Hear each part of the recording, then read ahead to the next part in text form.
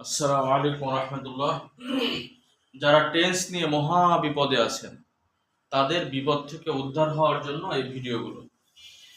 যারা আমার টেন্সের স্ট্রাকচার মনে রাখার যে স্পেশাল টেকনিক, এই টেকনিকটা যারা এখনো দেখেননি পিছনের ভিডিওটা দেখে আসবেন, তাহলে এই ভিডিওটা বোঝার জন্য সুবিধা হবে। দেখেন, আমরা আজকে খুব সহজেই তিনটা টেন্স শিখব। পিছনের স্ট্রাকচারে দেখিয়েছিলাম যে প্রথম লাইনে কি থাকে, তিনটা টেন্সের ইনডেফিনিট থাকে। তাহলে তিনটা টেন্সের ইনডেফিনিট টেন্সটা আমরা শিখব একটা বাক্য দিয়ে। এই বাক্যগুলো কিভাবে, আমি ভাত খাই, আমি কি ভাত খাই, কিভাবে একটা পজিটিভ সেন্টেন্সকে ইন্টারোগেটিভ করবেন, অর্থাৎ প্রশ্নবোধক করবেন। আবার একটা হা বোধক বাক্যকে কিভাবে একটা না বোধক বাক্য করবেন, পজিটিভটাকে কিভাবে নেগেটিভ করবেন, আবার নেগেটিভটাকে ইন্টারোগেটিভ নেগেটিভ করবেন। ঠিক এই পদ্ধতিটা শিখতে আপনাকে মাত্র 30 সেকেন্ড সময় দিতে হবে। দেখুন, চারটা বাক্য কত সহজেই তৈরি করা গিয়েছে। সেটা হলো subject V1 plus object. I eat rice, এটা হলো V1।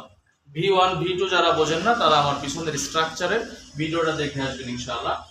এরপরে subject plus V1 plus object, অর্থাৎ আই ইট রাইস, আমি ভাত খাই। ওকে, এটা হলো অবজেক্ট, এটা অবজেক্ট। এখন এই একই জিনিস আমি যখন প্রশ্নবোধক করব, আমি কি ভাত খাই, তখন কি হয়ে যাবে, এই প্রত্যেকটা সেন্টেন্সে একটা অক্সিলারি ভার্ব আছে। প্রেজেন্ট ইনডেফিনিট টেন্সের একটা গোপন থাকে একটা অক্সিলারি ভার্ব, সেটা হলো ডু। এই ডুটা হলো প্রেজেন্ট ইনডেফিনিট টেন্সের স্ট্রাকচার, অক্সিলারি ভার্ব। তাহলে আমাকে যে কোনো পজিটিভ সেন্টেন্স ইন্টারোগেটিভ যখন করব, অর্থাৎ প্রশ্নবোধক যখন করব, তখন সাবজেক্টের পূর্বে অক্সিলারি ভার্বটুকু এনে বসিয়ে দিলেই প্রশ্নবোধক হয়ে গেল। যেমন I eat rice, do I eat rice, আমি কি ভাত খাই। যেমন আই গো টু স্কুল, আমি স্কুলে যাই। Do I go to school, আমি কি স্কুলে যাই। আই ইট অ্যাপল, আমি আপেল খাই। ডু আই ইট অ্যাপল, আমি কি আপেল খাই।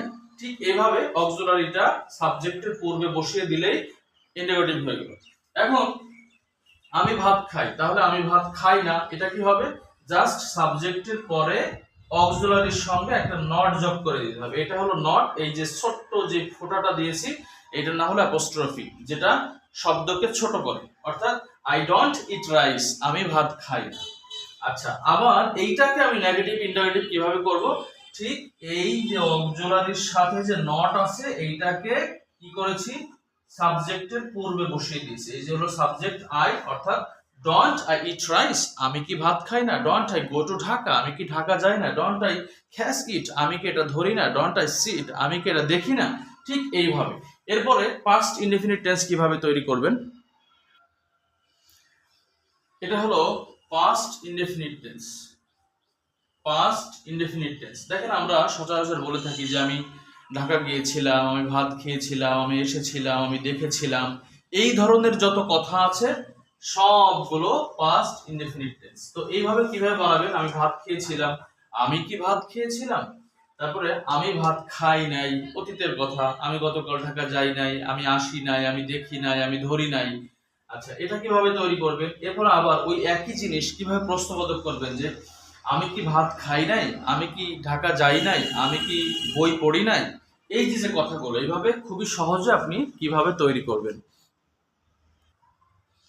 দেখুন, আমি ভাত খেয়েছিলাম, স্ট্রাকচারে কি ছিল, সাবজেক্ট V2 অবজেক্ট। তবে পাস্ট ইনডেফিনিট টেন্সের অক্সিলারি ভার্ব হলো ডিড। প্রশ্নবোধক করতে হলে এবং নেগেটিভ করতে হলে অক্সিলারি ভার্বের প্রয়োজন। তাহলে আই এইট রাইস, এটা হলো ভার্বের দ্বিতীয় ফর্ম, অর্থাৎ পাস্ট ফর্ম হলো এইট, ইট, এইট, ইটেন। আচ্ছা, আই এইট রাইস, আমি ভাত খেয়েছিলাম। আমি কি ভাত খেয়েছিলাম, তাহলে এর আগে যে শিখিয়েছি যে কোনো সেন্টেন্সকে ইন্টারোগেটিভ অর্থাৎ প্রশ্নবোধক করতে হলে সাবজেক্টের পূর্বে অক্সিলারি বসাতে হবে। ঠিক অক্সিলারিটা বসিয়ে দিলাম, ডিড আই ইট রাইস, আমি কি ভাত খেয়েছিলাম। এখানে ছোট্ট একটু প্যাচ আছে, সেটা হলো যখনই পাস্ট ইনডেফিনিট টেন্সের অক্সিলারিটা ব্যবহার করবেন, তখন মূল যে স্ট্রাকচার ছিল সাবজেক্টের পরে V2 হবে, অক্সিলারি ব্যবহার করার সাথে সাথে এই V2টা V1 হয়ে যাবে। দেখেন, এখানে ছিল 8 আর এখানে হয়ে গেছে কি ইট। ইট, এইট, ইটেন। তার মানে V2টা হয়ে গেল কি V1। ওয়ালাইকুম আসসালাম। এরপর পরবর্তী সেন্টেন্স, আমি ভাত খাই নাই, কি হবে? এই যে অক্সিলারি, যে কোনো সেন্টেন্স ইন্টারগেটিভ এবং নেগেটিভ করতে হলে সেটাকে কি করতে হবে? সেটাকে অক্সিলারির সঙ্গে নট দিতে হবে। তাহলে আই ডিডেন্ট ইট রাইস, আমি ভাত খাই নাই। এই যে অক্সিলারি এবং নট যোগ করে দিয়েছে, আই ডিডেন্ট ইট রাইস, আমি ভাত খাই নাই। ঠিক এই জায়গাও একই কাজটা ঘটছে, যখন আমি অক্সিলারিটাকে ব্যবহার করেছি তখন V2 হয়ে গেছে এখানে কি V1 হয়ে গেছে, অর্থাৎ আই ডিডেন্ট ইট রাইস, আমি ভাত খাই নাই। সেম জিনিস যখন আমি এটাকে ইন্টারগেটিভ করব, ইন্টারগেটিভ নেগেটিভ থাকবে যে আমি কি ভাত খাই নাই, তাহলে কি হয়ে যাবে? এই যে অক্সিলারিটা আমরা ব্যবহার করেছিলাম, অক্সিলারি এবং নেগেটিভ যে অক্সিলারির সাথে নট যোগ করেছিলাম, এটা সরাসরি সাবজেক্টের পূর্বে বসিয়ে দিয়েছি। Didn't I eat rice, didn't I eat rice, আমি কি ভাত খাই নাই। Didn't I go to Dhaka, আমি কি ঢাকা যাই নাই। ডিডেন্ট আই ডু সামথিং, আমি কি কিছু করি নাই। ঠিক এইভাবে আপনাকে এই সেন্টেন্সগুলো তৈরি করতে হবে একই নিয়মে, পাস্ট ইনডেফিনিট টেন্স। এবার আমরা শিখব ফিউচার ইনডেফিনিট টেন্স, অর্থাৎ ভবিষ্যতে কোনো কাজ করব, এখনো করি নাই। কিভাবে হবে? সাবজেক্ট, তারপরে শ্যাল বা উইল, এরপরে V1 অবজেক্ট। খেয়াল করেন কিভাবে করব, একই সিস্টেম, জাস্ট যে কোনো একটা সেন্টেন্স যদি আপনি বোঝেন তাহলে সব টেন্সগুলো আপনাকে তৈরি করতে সুবিধা হবে। খেয়াল করেন, আমি ভাত খাবো, সাবজেক্টের পরে শেয়াল বা উইল।